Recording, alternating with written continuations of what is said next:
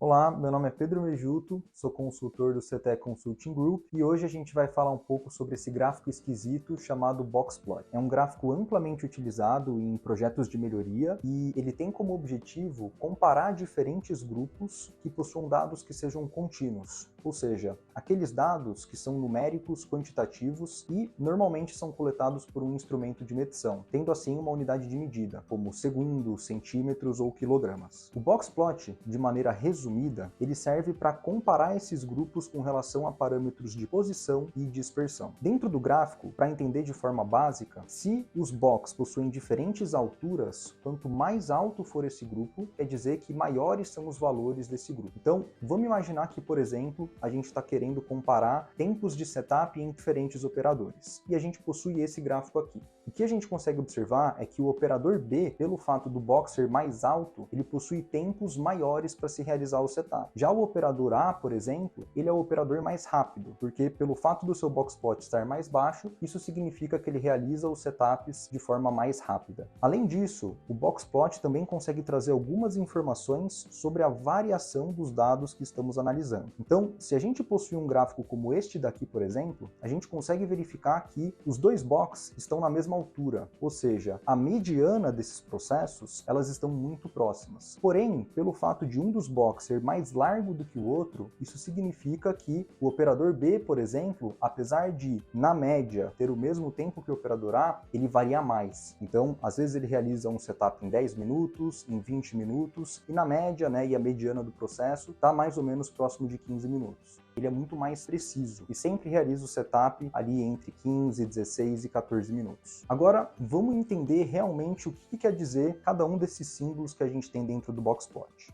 A linha central do Boxplot vai fornecer para a gente uma métrica importante que é a mediana do processo. Quando nós temos dados, a mediana do processo vai ser o valor que vai dividir a nossa distribuição em duas partes iguais. Ou seja, se a gente pegar dados de uma amostra e ordená-los de forma crescente, ele vai ser exatamente o dado central. Qual que é a importância da mediana dentro de um processo? Quando a gente analisa dados que possuem muitas causas especiais ou muitos outliers, se a gente analisar a média do nosso processo, ela não vai representar a realidade de nosso processo. Então, voltando ao exemplo do tempo de setup, vamos imaginar que estes sejam os tempos de setup de um determinado operador. Na hora do analista lançar os dados dentro de uma planilha, ele acabou confundindo o dia e lançou que o setup começou na terça-feira e somente finalizou na quarta-feira, tendo esse tempo total de setup. Quando a gente analisar a média dos dados do nosso processo, o valor vai ser muito alto e não vai representar a realidade do tempo de setup dessa determinada máquina. Já se a gente analisar a mediana do nosso processo, a gente consegue verificar que vai ser um valor muito mais condizente com a realidade desse processo. Quando a gente analisa dados que seguem uma distribuição normal ou dados que sigam uma distribuição que seja simétrica, a média vai ser muito próxima à mediana. E dentro do Boxplot, essa linha central vai representar a mediana do nosso processo. Então, independente de termos muitos outliers e muitas causas especiais, ele vai ser uma boa medida de posição dos dados que estamos analisando. Além da linha central, nós temos o box, e ele é delimitado por essa linha inferior e a linha superior. Essas linhas, elas representam os quartis. A linha inferior vai ser o primeiro quartil e a linha superior vai ser o terceiro quartil. O quartil segue a mesma ideia da mediana, porém, ao invés de dividir a nossa distribuição em duas partes iguais, ele vai dividir a nossa distribuição em 4 partes iguais. Então, nós teremos dentro do nosso processo o primeiro quartil, que vai representar até 25% dos nossos dados, o segundo quartil, que vai representar até 50% dos dados do processo e, consequentemente, vai coincidir com a mediana, e o terceiro quartil, onde a gente vai ter até 75% dos dados do nosso processo. Dessa forma, o box vai dizer para a gente o primeiro e o terceiro quartil. Então, dentro desse box, a gente tem 50% dos dados centrais de nosso processo. Além disso, as pernas do nosso Boxplot vai mostrar a amplitude dos dados do nosso processo. E, dependendo do software que você utiliza para realizar um Boxplot, alguns deles sinalizam as causas especiais. Então, aquelas causas que têm uma variação que não é comum dentro do nosso processo, indicando assim um possível outlier. Agora, com esse entendimento sobre o Boxplot, a gente consegue entender o porquê que quanto mais largo é o box do nosso processo, quer dizer que maior é sua variação, porque está mostrando que a gente tem uma amplitude muito alta entre o nosso primeiro e o nosso terceiro quartil. E quanto mais estreito for esse box, maiores, quer dizer que menor é a variação do nosso processo. Uma dica para você entender de fato o que é o boxplot, quando utilizá-lo e como interpretá-lo, é você imaginar o boxplot como sendo um histograma sendo visto de cima. Dessa forma, você tem um entendimento sobre a posição e a dispersão dos dados dentro do processo. Com isso, a gente consegue concluir que o boxplot é uma excelente ferramenta gráfica quando a gente quer comparar vários grupos ou várias variáveis dentro do nosso processo. Quando a gente quer analisar somente uma amostra ou somente uma variável, talvez o histograma seja o mais aconselhado. Mas quando a gente tem vários grupos e a gente quer realizar essa comparação, aí sim o boxplot é o gráfico mais adequado.